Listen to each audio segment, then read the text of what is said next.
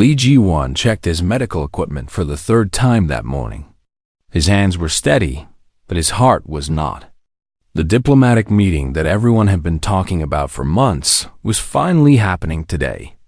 Humanity was about to meet the Althran Empire, and nobody knew if they would become friends or enemies. Ji-won was just a medical officer. He was 28 years old and had grown up in the busy streets of Bizen. He never imagined he would be part of something this important. His job was simple: make sure the crew stayed healthy and check if humans and aliens could safely be near each other. Captain Park Min-ho had chosen him for this mission because Ji-won was calm under pressure. At least, that was what his file said. The briefing room was full of nervous energy. Captain Park stood at the front, a tall man with gray hair and serious eyes. Next to him was Choi Hana, the head diplomat.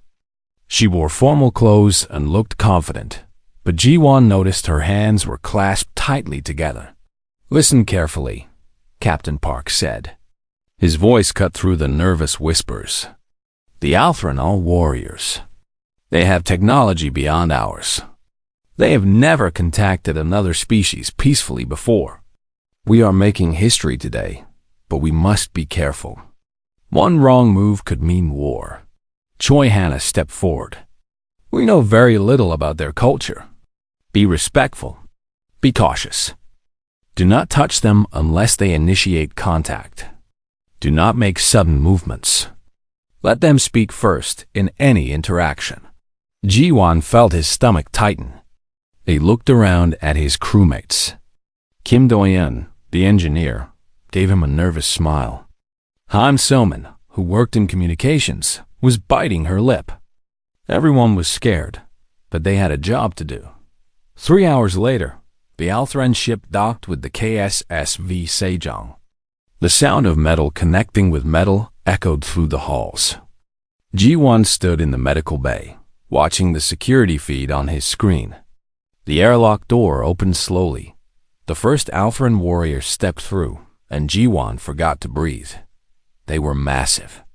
Each one stood over 7 feet tall, covered in armor that seemed to be part of their bodies. Their skin looked like it was made of crystal and metal mixed together, with glowing lines running through it like veins of light. Their faces were sharp and angular, with eyes that glowed like distant stars. Behind the warriors came someone different. She was taller than the rest, and her armor was more elaborate. Patterns of light moved across her skin, waves of blue and purple.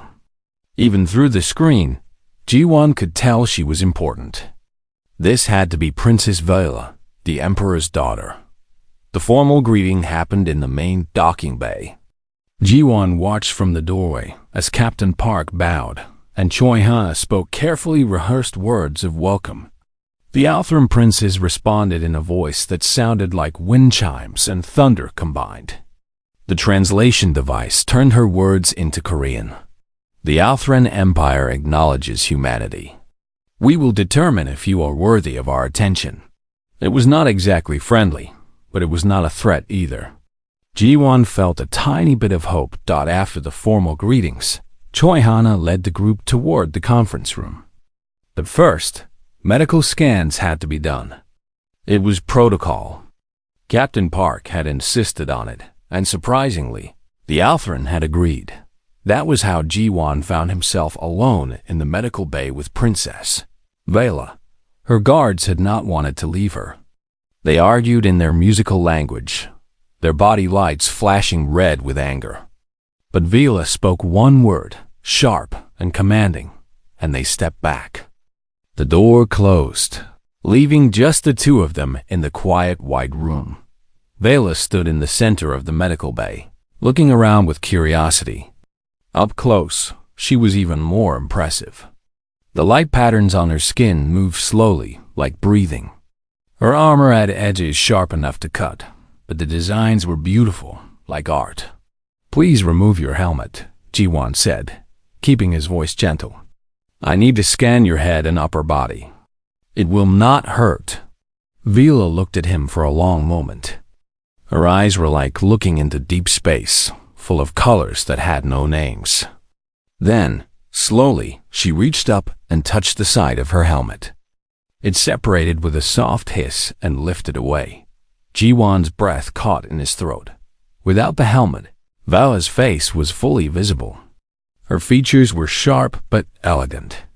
Her skin glowed with soft light that pulsed gently. Her hair, if it could be called hair, looked like flowing streams of liquid silver. The patterns on her face formed delicate lines that followed the curves of her cheeks and forehead. She was completely alien, nothing like any human, and yet, "You are beautiful," Ji-won said. The words came out before he could stop them. He spoke in simple honesty, the way he might comment on a sunrise or a piece of music. Everything happened very fast after that. Vala's eyes went wide. The light patterns on her skin flared bright, so bright that Ji-won had to squint. She made a sound, something between a gasp and a word he did not understand. Her hand reached out as if to steady herself, but she was already falling. Ji-won rushed forward and caught her before she hit the ground. She was heavy, much heavier than a human, but he managed to lower her gently to the floor. Her eyes were closed. The lights on her skin were flashing in chaotic patterns. Alarms began to scream. The door burst open and Altheran guards rushed in, weapons raised and glowing with deadly energy. They shouted in their language, surrounding Ji-won. He raised his hands, still kneeling beside Vala's unconscious form. "I did not hurt her," he said desperately. "I just did the scan." She fainted. One guard grabbed him roughly and pulled him away from the princess. Another bent down to check on Vala. Within seconds, the room was full of people. Captain Park ran in, followed by Choi Hana and a security team. The Altheran guards were shouting. The translation device could not keep up with all the overlapping voices. Through the chaos, Ji-won saw Vala being lifted carefully by her guards. Her eyes fluttered open for just a moment, and she looked directly at him. Her expression was something he could not read. Confusion? Fear? Anger? Then she was carried away. And Ji-won was being escorted out by two very angry security officers in his quarters an hour later, under armed guard. Ji-won finally learned what he had done. Choi Hana stood in his doorway, her face pale. "Do you have any idea what you said to her?" "I told her she was beautiful," Ji-won said, still confused. "What is wrong with that?" Hana closed her eyes. In Altheran culture, acknowledging a warrior's beauty means you have seen past their armor to their soul. Only a bonded mate or declared suitor is allowed to speak those words to royalty. You just accidentally propose marriage to an alien princess. Or declared war. They have not decided which yet. The hours that followed were the longest of Ji-won's life. He sat in his quarters with two guards outside his door and nothing to do but worry. Through the walls, he could hear running footsteps and urgent voices. The entire ship was in crisis mode because of 3 words he had spoken without thinking. Kim Do-yeon managed to sneak in briefly, bringing food that Ji-won could not eat. His friend's face was tight with concern. Everyone is talking about it. The Altheran are furious. Captain Park and Choi Hana have been in negotiations for 6 hours straight. What are they saying? Ji-won asked. That you committed something called forbidden intimacy with a royal. That you either proposed marriage or deeply insulted her. They cannot decide which is worse. Do-yeon sat down heavily. How are you supposed to know? We just met them today. Ji-won put his head in his hands. I was just being honest. She looked, I do not know, magnificent. The words came out naturally. Wow, apparently natural human behavior just created an interstellar incident. After Do-yeon left, Ji-won tried to understand what had happened. The Altheran were warriors. That much was clear. Their entire culture seemed built around strength and combat. But why would calling someone beautiful be forbidden? On Earth, it was a compliment. A simple kindness. He thought about Viola's face in that moment before she collapsed. Her eyes had gone wide. Yes, but there had been something else there. Surprise, definitely. But also something that looked almost like recognition? As if she had been waiting her whole life to hear those words. The door opened again. This time, it was Choi Hana, and she looked exhausted. Come with me. We have reached an agreement. Ji-won followed her through the corridors. Crew members stared at him as he passed. Some looked angry, some looked sympathetic. Everyone knew that the fate of Earth's first alien alliance rested on whatever happened next. They entered the conference room where Captain Park sat across from 3 Althran officials. Princess Vela was not there, but her guards stood along the walls, watching everything with glowing eyes. One of the Althran officials spoke, and the translator turned the musical words into flat Korean. Medical Officer Lee Ji-won, you have violated sacred custom. In Althran society, beauty is vulnerability. To acknowledge a warrior's beauty is to claim you have seen their true self beneath all armor and pretense. This intimacy is reserved for life-bonded mates only. Ji-won stood straight, trying to keep his voice steady. I did not know. I meant no disrespect. In human culture, acknowledging beauty is a way to show appreciation and respect. Your ignorance does not erase the violation, another official said. The lights on their skin pulsed red. Princess Vela is the Emperor's daughter. She is promised to Warlord Thane of the Northern Territories. Your words have complicated a political alliance that took decades to arrange. So, that was it. Vela was engaged to someone else. Ji-won felt something sink in his chest, though he could not explain why. He had known her for maybe 20 minutes total. Choi Hana stepped forward. We propose a compromise. There is an old Althran tradition, yes? The trial of understanding. Allow Officer Lee to prove his respect was genuine and his offense was born of ignorance, not malice. The Althran officials looked at each other. Their skin colors shifted through various shades. Finally, the first one spoke. The trial of understanding has not been invoked in 3 generations. It requires the offended party to supervise the offender for 7 cycles, teaching them proper behavior. If the offender survives and shows genuine respect, the offense is forgiven. And if he fails? Captain Park asked quietly. Then Earth's petition for alliance is rejected. Forever. The room went silent. Ji-won felt the weight of millions of lives settling onto his shoulders. Humanity had been searching for allies among the stars for 50 years. The Althran were the first species willing to even talk. If this fell apart, I accept, Ji-won said. I will take the trial. 2 days later, Ji-won stood in a training room that had been converted to Althran specifications. The gravity had been increased.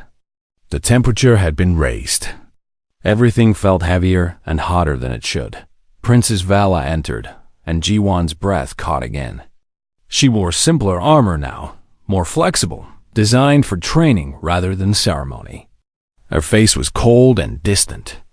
The warm lights that had glowed on her skin were dim, barely visible. You will address me as princess or commander, she said without greeting. You will follow every instruction without question. You will learn our ways, our customs, our language. If you fail any test, the trial ends and your species loses its chance. I understand. Princess, Ji-won said. You understand nothing. She moved closer. And even without her formal armor, she was intimidating. Do you know what you did to me?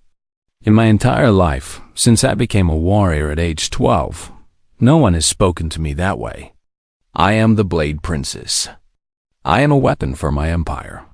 I am valued for my strategic mind and my combat skills. Not for...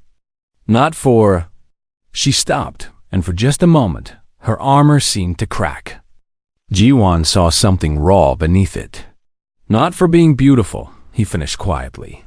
Her lights flared. Do not say that word again. Ever. We begin now. The first 3 days were brutal. Vala pushed him through combat training that left him bruised and exhausted. She taught him Altheran battle philosophy, military structure, and proper forms of address. She corrected every mistake harshly and showed no mercy when he failed to keep up. But Jiwon noticed things. When he genuinely tried and came close to getting something right, her lights would pulse a softer color. When he asked respectful questions about Altheran culture, she would actually answer instead of just commanding. And when he treated her guards with kindness, learning their names and asking about their families, he saw surprise in Vala's eyes. On the 4th day, things changed. They were taking a meal break, eating the bland nutrition paste that Altheran warriors consumed. Jiwon had brought his own food, simple Korean dishes that the ship's kitchen had prepared. Rice, kimchi, some grilled fish. Vilo watched him eat with undisguised curiosity. Your species wastes time on food preparation. Nutrition paste provides everything needed. We do not think it is a waste, Jiwon said carefully. Food is culture. It is memory. This kimchi was made using a recipe from my grandmother. When I eat it, I remember her kitchen, her hands working, the stories she told while cooking. Your grandmother was a warrior? No, she was a grandmother. She grew vegetables and made food and told stories. She was important because she was herself, not because of what she could do for the empire. Vila was quiet for a long moment. Then, carefully, she asked, "May I try?" Jiwon handed her a small portion of rice and kimchi. She ate slowly, and her eyes widened. The lights on her skin shifted through colors he had not seen before. It is complex, many flavors happening at once. How do you concentrate on anything else while eating this? You are not supposed to, Jiwon said with a small smile. You are supposed to enjoy it. That evening, Jiwon showed her images of Earth on his tablet. Mountains in Korea covered in autumn colors. The ocean at Bizen during sunset. Festivals with lanterns and music and people dancing. Your people celebrate often, Vela observed. Even when there is no victory to mark, we celebrate being alive, being together. We celebrate beauty because it makes us happy.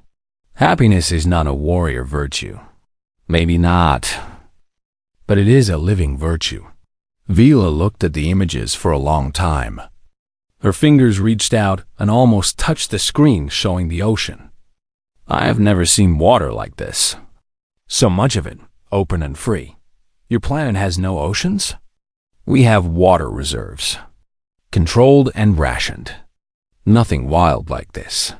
On the 5th day, Vela began to talk about herself. They were practicing combat forms, moving through complex patterns that told stories of ancient battles. During a rest period, she sat down heavily and looked at her hands. I am the youngest of 5 children, she said quietly. My brothers and sisters are all military commanders, ruling distant territories. I was the spare, the one not truly needed for succession. So I was made into something else. A diplomatic weapon. Someone beautiful enough to attract alliances and skilled enough to enforce them. That sounds lonely. Jiwon said, loneliness is not a warrior concern. But her voice shook slightly when she said it. You keep saying what warriors should and should not feel. But you are not just a warrior. You are a person. In Altheran society, there is no difference. I think there is. I think that is why you collapsed when I called you beautiful. Because somewhere inside, you wanted to be seen as more than just a weapon. Vila's lights flared bright, and for a moment, Jiwon thought he had gone too far. But then her shoulders dropped, and she looked more tired than he had ever seen her. My betrothal to Warlord Thane will be finalized when I return home. He is powerful and cruel. He wants me because I am the Emperor's daughter, because I will make his bloodline royal. He has never asked me what I want. He has never looked at me except to assess my value. I am sorry, Jiwon said simply. Why? You did not arrange the match. I am sorry that you have to marry someone who does not see you. Vila looked at him then, really looked at him. Her eyes were deep and sad, and full of something that might have been hope. You saw me. In 30 seconds, you saw what my own people have not seen in decades. Why? Because it was true, Jiwon said. And because everyone deserves to be seen. The 6th day began differently. When Jiwon arrived at the training room, Vila was already there, but she was not in her armor. She wore simpler clothing, something closer to what a regular Althran might wear. The lights on her skin moved in gentle patterns, like waves on a calm sea. Today we will not train, she said. Today I want to understand something. Why does your species value beauty so much? Why do you create art and music when it serves no tactical purpose? Jiwon thought carefully about his answer. Because beauty reminds us what we are fighting for. We do not fight just to survive. We fight to protect moments of joy, to preserve things that make life worth living. Show me, Vila said simply. So Jiwon did. He pulled up music on his tablet, starting with traditional Korean songs and moving through different human cultures. He showed her paintings, sculptures, and architecture. He explained how humans created things just because they wanted to, because the act of creation itself meant something. Vila listened and watched with an intensity that was almost painful. When a particular piece of music played, something slow and sad and beautiful, her lights began to pulse in rhythm with it. Tears formed in her eyes, though she tried to hide them. This feeling, she said, her voice rough. What is it called? Which feeling? This ache. Like something inside me is breaking and healing at the same time. That is called being moved. Being touched by beauty. It means you are feeling something deeply. We are taught to suppress deep feelings. They cloud judgment in battle. But you are not in battle right now. Vela looked at him, and her expression was raw with something she clearly did not have words for. I have been in battle my entire life, Jiwon. Even when there is no enemy, I am fighting. Fighting to be what my empire needs. Fighting to ignore what I want. Fighting to be strong enough that no one sees any weakness. It was the first time she had used his name instead of just calling him human or officer. The sound of it in her musical voice made something warm spread through his chest. Wanting to be seen is not a weakness, he said gently. In my world, it is. They sat in silence for a while, the music still playing softly. Then Vela did something unexpected. She began to hum along with it, her voice creating harmonies that no human could produce. The sound was heartbreaking and beautiful. When the song ended, she spoke again. Warlord Thane arrives tomorrow. He was not supposed to come until after the trial ended, but he heard about the incident. He's coming to assert his claim on me and to make sure you are properly punished. Ji-won felt his stomach drop. What does that mean? It means the trial will end early. Thane will demand that you be turned over to Althran Justice for insulting his betrothed. And because he has political power, the officials will likely agree. What happens then? Vela's lights dimmed to almost nothing. Althran Justice for forbidden intimacy is severe. You would be exiled to a prison colony, or worse, and the Alliance would die with your punishment. Thane does not want humanity as allies. He sees you as weak and beneath us. He will use this incident to prove his point. Ji-won processed this. Tomorrow, everything would end. The Alliance would fail. He would be punished for an honest compliment. And Vela would be forced to marry someone who saw her as property. There has to be another way, he said. There is. Vala's voice was barely a whisper. I could invoke the right of personal combat. I could challenge Thane's claim and declare you as my chosen suitor instead. Then you would have to face him in ritual combat to prove your worth. I would fight for you, Ji-won said immediately. You would die. Thane is a trained warrior with decades of combat experience. You are a doctor who was trained for 6 days. Then I die. But at least I tried. At least you would know that someone fought for you because they wanted to, not because they had to. Vila stared at him. Her lights began to flash rapidly, colors shifting faster than he could track. You would do that? Throw your life away for someone you barely know? I know enough. I know you deserve better than Thane. I know you are brave and strong and capable of so much more than your culture allows. I know that in another universe, another time, we could have. He stopped, realizing what he was about to say. Could have what? Vala moved closer, her eyes locked on his. Could have had something real. The space between them felt electric. Vala reached out slowly and touched his face with her hand. Her skin was warmer than he expected, and it tingled where it made contact. If I do this, she said, if I invoke the right of combat, I can never go back. Win or lose, I will have defied the arrangement my father made. I will have chosen my own path. Do you understand what that costs me? Yes, Ji-won said. And I understand that some things are worth the cost. Vila closed her eyes. When she opened them again, they were filled with determination. Then we have 1 day to prepare you. 1 day to give you a chance against an opponent who should kill you easily. 1 day to change everything. Where do we start? With understanding. Thane's weakness is his arrogance. He has never lost a fight because he has never truly been challenged. Everyone fears him too much to fight creatively. She began to pace, her military mind working. We cannot make you stronger than him. We cannot make you faster. But we can make you unpredictable. They trained through the night. Vala taught him not how to win, but how to survive. How to read an opponent's body language. How to use the environment. How to turn an enemy's strength against them. Most importantly, she taught him the philosophy behind Althren combat. Fighting is not about destroying your enemy, she explained.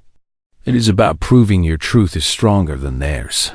Thane's truth is that power comes from dominance. Your truth must be different. What is my truth? That strength comes from choice. From choosing to stand even when you could run. From choosing love over fear. Love. The word hung in the air between them. Neither of them addressed it directly, but it changed everything. As dawn approached, they took a break. Jae-won was exhausted, covered in bruises and barely able to stand.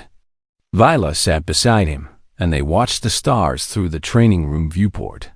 On my world, Vala said softly, there is a legend about the first Althern. They say we were not always warriors. Once, long ago, we were artists and dreamers. But war came, and we had to change to survive. We forgot how to be anything else.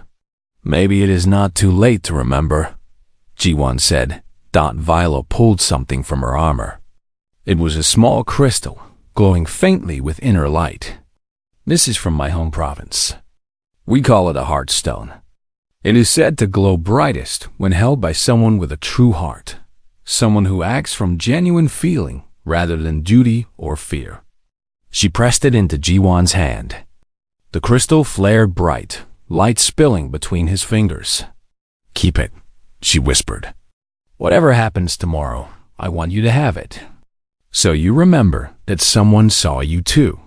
Someone saw your courage and your kindness and your stubborn human heart that refuses to give up on impossible things. I am not giving up on you, Ji-won said. I know. That is what makes you extraordinary.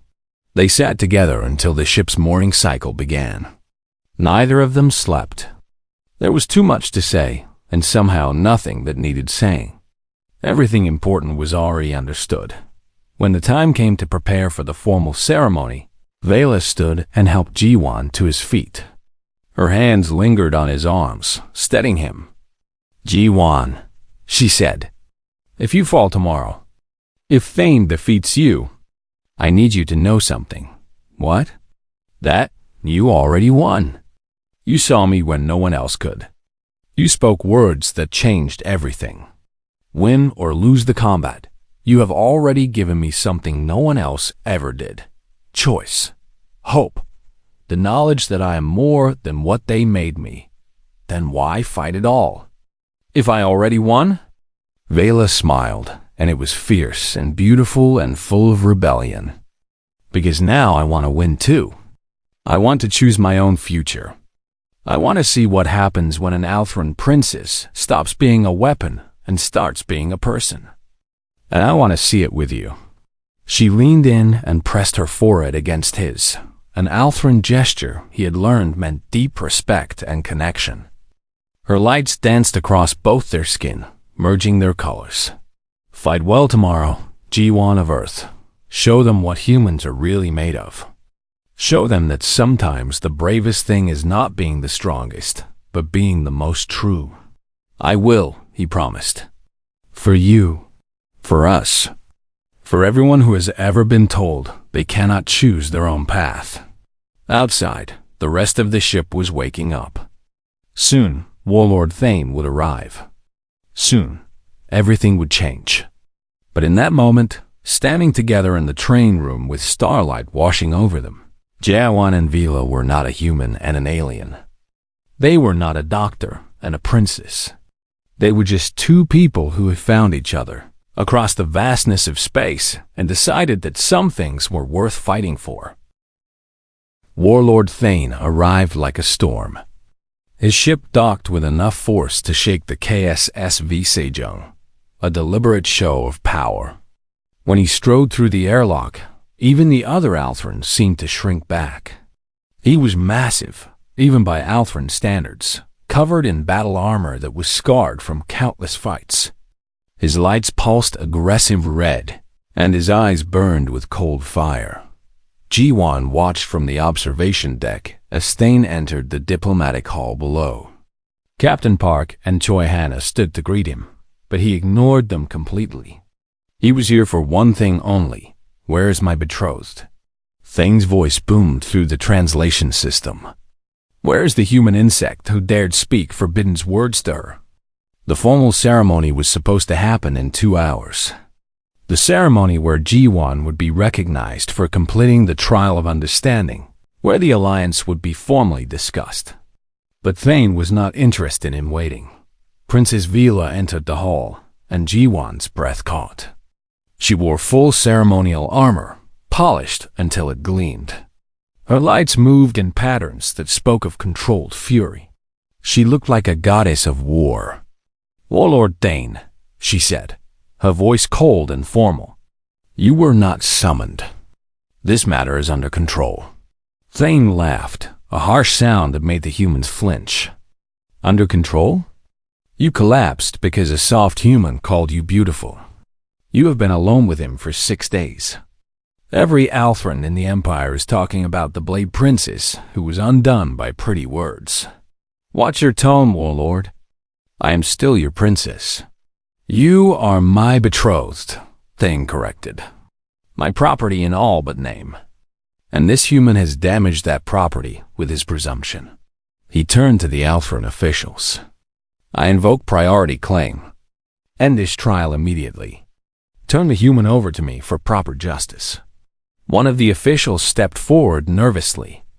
The trial of understanding is sacred tradition. It cannot be interrupted without cause. I will give you cause. Thane's armor shifted, weapon systems coming online. Either end this farce, or I will take what is mine by force. Your alliance with these weak creatures is not worth the insult to my honor. The room went deadly silent. Human security forces tensed, but what could they do? Thane was not making empty threats.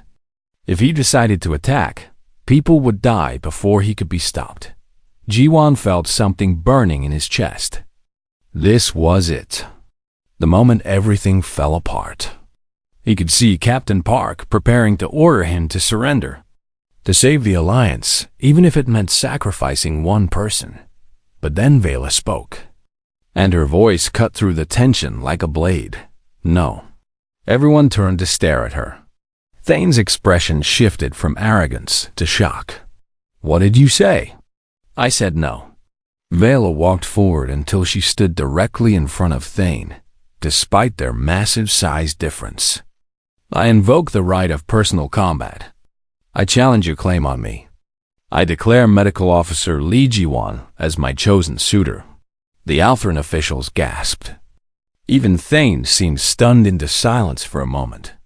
Captain Park looked like he might faint. Choi Hanna grabbed the edge of a table for support. You cannot be serious, Thane finally said. You would throw away a political alliance spanning decades for a human? A creature barely worth noticing? I throw away nothing, Vela said. Her lights burned bright blue, the color of absolute determination. I claim my right to choose. I claim my right to be more than a bargaining piece in someone else's game. Officer Lee Ji-won saw me as a person when my own people saw only a weapon. He has shown more courage in 7 days than you have shown in your entire life of bullying weaker opponents. Courage? Thane's laugh was ugly. He is a coward hiding behind your skirts. Very well, princess. If you invoke the right of combat, then he must face me in the arena. And when I crush him like the insect he is, you will be mine regardless. And I will make sure you never forget this humiliation. If he falls, then your claim stands, Vela agreed. But if he proves his worth, you release all claim on me. Forever. Do you accept these terms? Thane's eyes narrowed. He looked at Ji-won for the first time, really looked at him. Ji-won met his gaze and did not look away. He was terrified, but he would not show it. I accept, Thane said slowly. This will be entertaining. I will enjoy breaking him. The arena was prepared in the ship's largest cargo bay. Word had spread throughout the vessel, and both humans and Althran gathered to witness the combat. Kim Do-yeon found Ji-won in the preparation room, his face pale with worry. This is insane, Do-yeon said. You are going to die. Maybe, Ji-won admitted. He was putting on the light armor Vela had given him, designed to allow movement rather than provide protection. But maybe not. How can you be calm about this? I am not calm. I am terrified. But I am also certain. Some things are worth dying for, Diane. She is worth it. Han So-min arrived with the last-minute intelligence she had gathered. I researched Thane. He has fought 83 duels in his life. He has won all of them. 47 of his opponents died. The rest were permanently injured. That is not encouraging, Ji-won said. But, So-min continued, I also found something interesting. In every single fight, Thane dominates through pure aggression. He has never faced an opponent who refused to engage him directly. He has never fought someone who used the environment or psychology against him. Because everyone is too afraid of him to try anything creative, Ji-won realized. Exactly. His reputation does half the work. If you can get past the fear, if you can make him angry enough to be stupid, you might have a chance. Vela entered the room, and the others quickly left to give them privacy. She looked at Ji-won in his armor, and something like pain crossed her face. You should not be doing this, she said. I should not have put you in this position. You did not put me anywhere. I chose this, remember? Choice is what makes us strong. Ji-won. She stepped closer, and her hands touched his chest, right over his heart. If you die today, I will never forgive myself. If I die today, I die having done something that mattered. Having stood up for someone He paused, the word catching in his throat. Someone you what? Someone I love, he finished quietly. I know it is crazy. I know we barely know each other. But in 6 days, you have become more important to me than anything else in the universe. Vela's lights flared so bright he had to squint. Tears ran down her face, glowing as they fell. We do not have a word for love in Althran.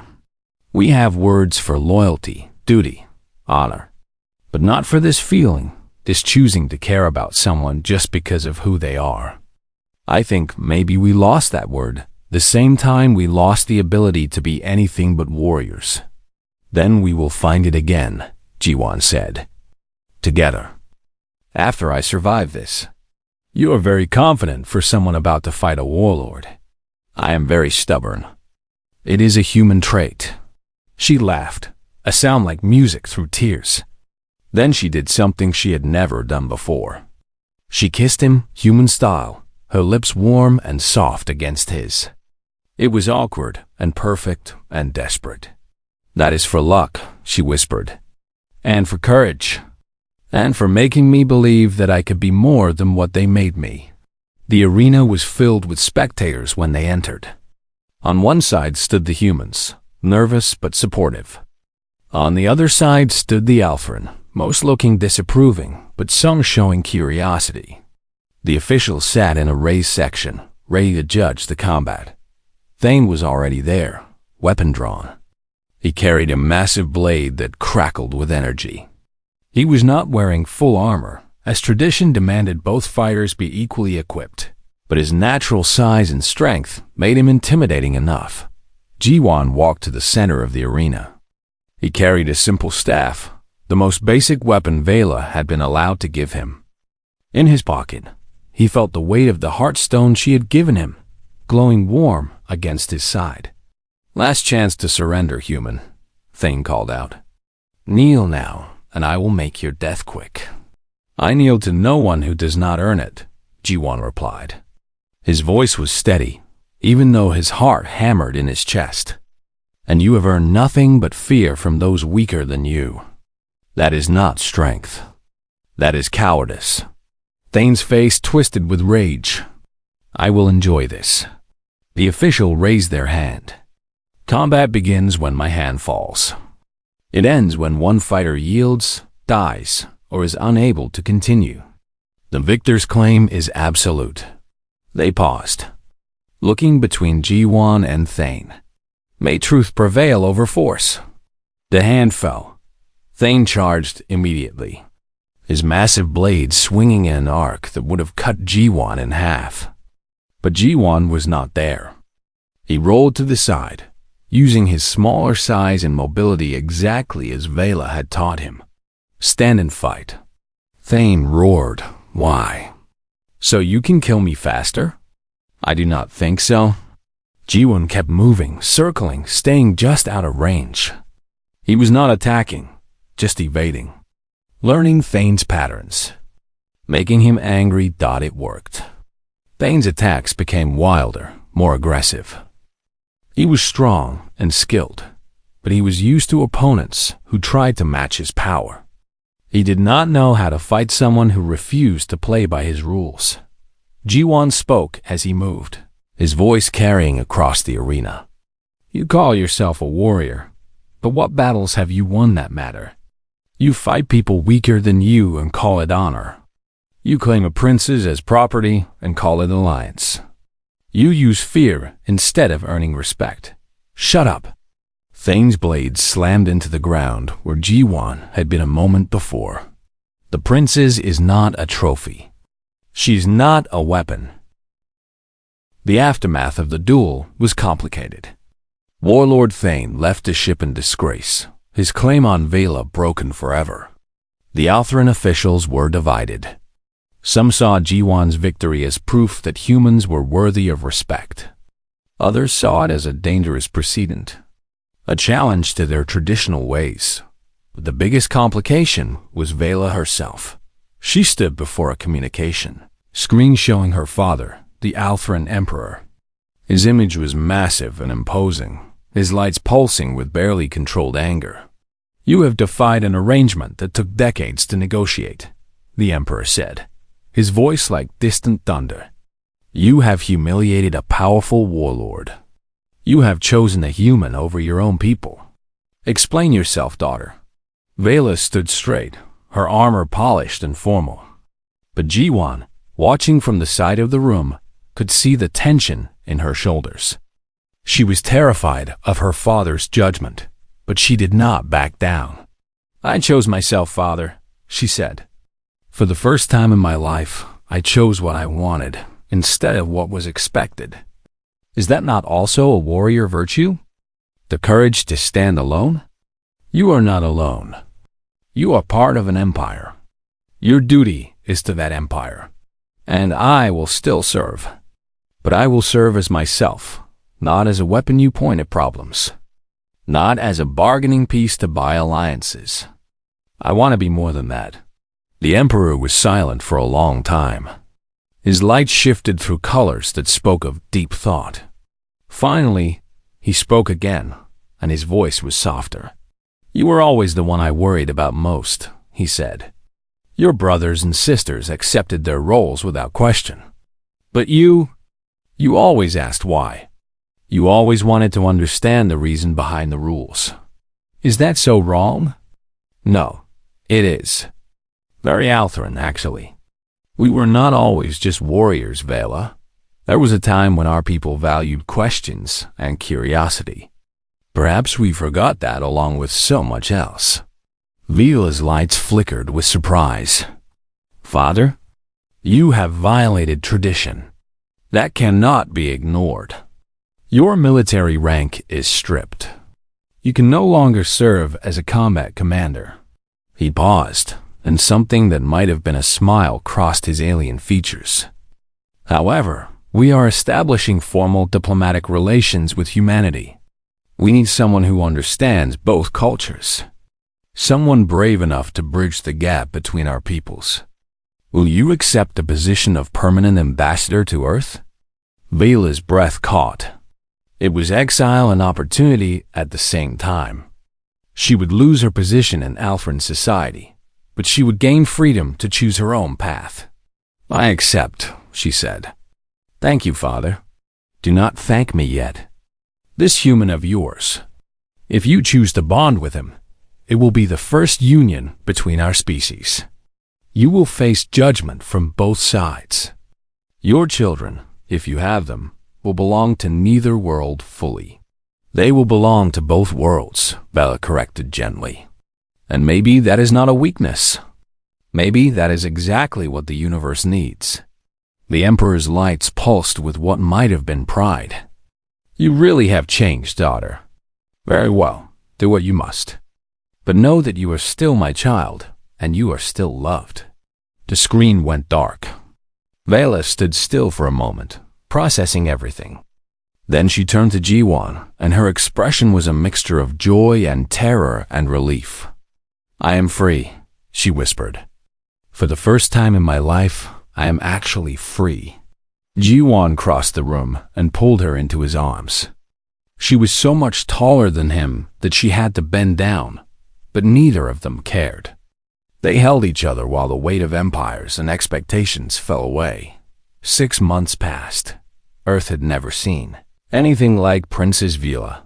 She lived in Korea, in a specially designed apartment near the hospital where Jiwan had returned to work. The media called her the alien ambassador, but those who knew her simply called her Vela. She adapted to Earth with the same determination she had once applied to combat. Kim Doyeon and Choi Hana became her guides to human culture, teaching her everything from how to use chopsticks to understanding Korean dramas. Han Somin became her best friend, the two of them spending hours talking about everything and nothing. But the biggest change was in Vela herself. She had discovered art. Her apartment was filled with paintings she had created. Strange, beautiful images that combined Althran geometric precision with human emotional expression. She spent hours at the ocean, just watching the waves, finally seeing the wild water she had only glimpsed in Jiwan's pictures. "I never knew colors could feel like this," she told him one evening. They sat on the beach at Bizen, watching the sunset paint the sky in shades of orange and pink. "On my world, colors are just markers of status or emotion. Here, they are joy. Just joy for its own sake. Do you miss it? Your home? Jiwan asked. Sometimes. But I do not miss who I had to be there. She leaned her head on his shoulder, a gesture she had learned from human affection. Here, I can be Vila, not the Blade Princess. Not a weapon, just me.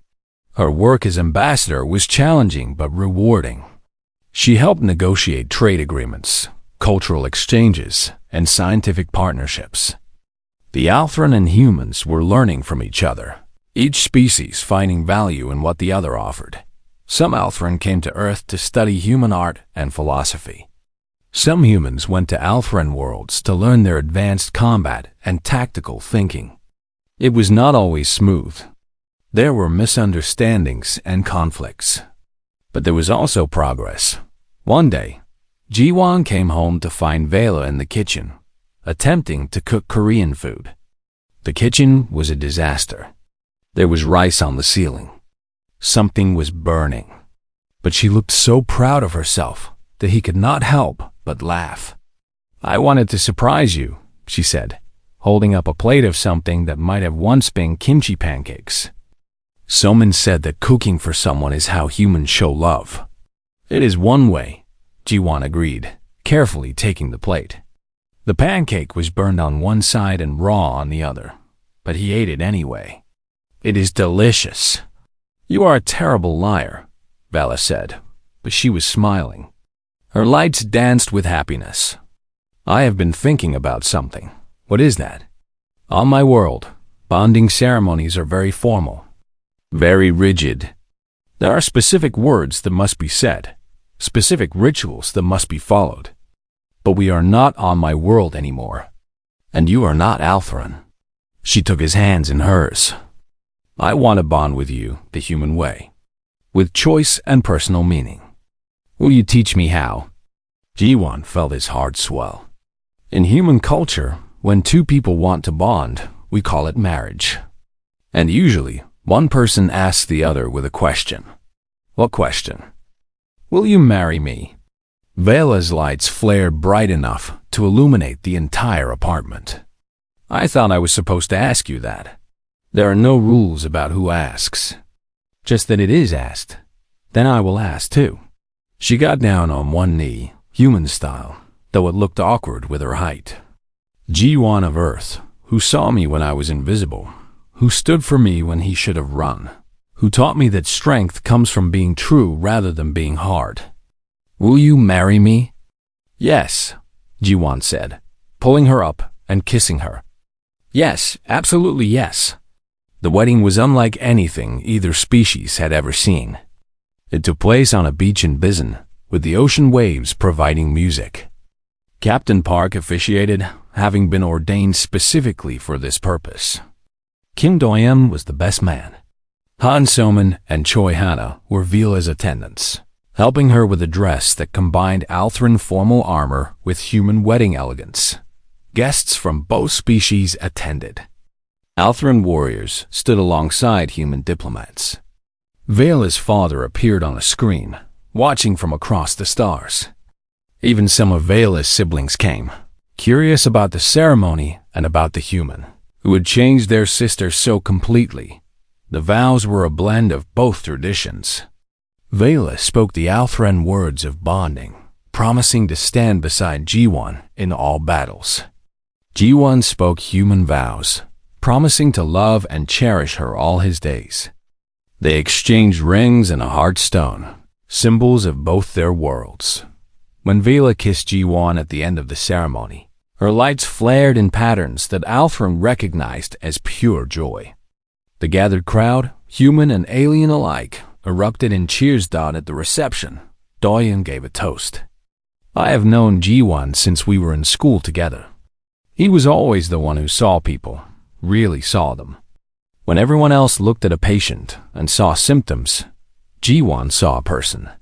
So I should not be surprised that he looked at an alien princess and saw not a warrior or a diplomat, but just Vela. Here's to seeing people for who they really are. Vela gave her own toast, her Korean still accented but clear. In Althran tradition, we say that a warrior is defined by their greatest battle. I thought my greatest battle would be fought with weapons on some distant world. But my greatest battle was fought here, inside myself. The battle to be more than what I was made to be. Jiawan did not fight that battle for me, but he showed me it was a battle worth fighting. For that and for him, I am grateful. Years passed. The apartment in Korea was replaced by a house with a garden. Vela grew vegetables there, finding peace in the act of creating life instead of taking it.